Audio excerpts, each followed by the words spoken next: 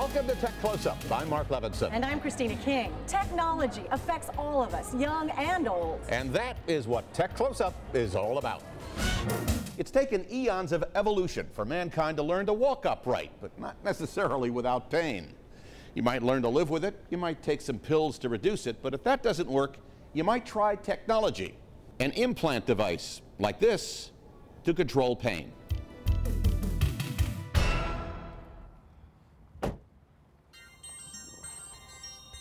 Get a good look at 26-year-old David Rogers Mapes. Not just the guy you see walking with his fiancée. Get a look at what's inside. A special high-tech battery implanted under his skin. That implant sends out electrical pulses that help David control intense chronic pain.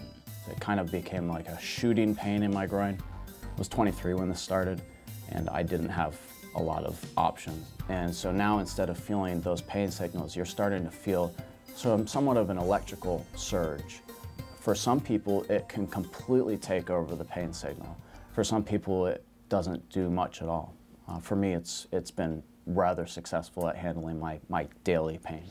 The implant, made by Advanced Neuromodulation Systems. It's pain technology that's been around for 20 years, but the new models are sleeker, smaller, and less invasive.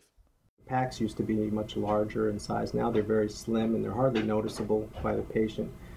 This technology is a technology that has come about to help us treat patients who have neuropathic pain or pain coming from the nerves.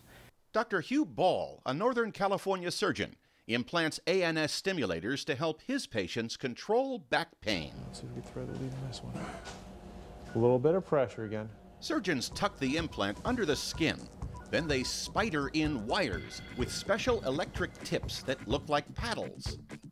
The paddles sit on sore nerves and catch pain signals before they get to the brain. The stimulator masks the pain into something patients can tolerate. It modulates it in a way where the patient perceives it in not such a noxious way and not such a painful way.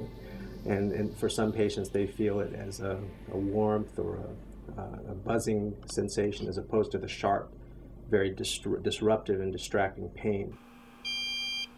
If it's a bad day, David carries a controller with a screen that looks like a video game.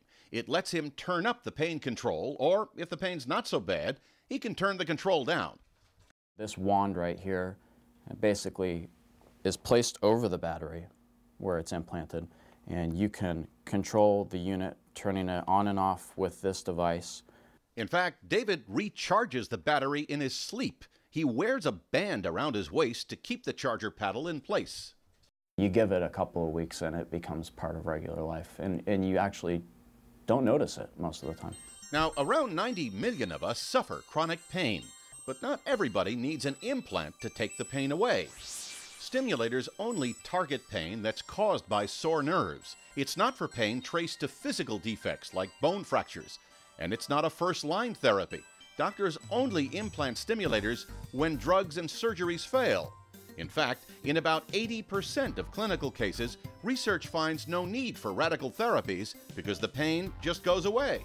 The technologies are really targeted, in my opinion, to that 10 or 20% that doesn't get better on its own. Those who qualify, like David, carry their control system in a zip-up pouch.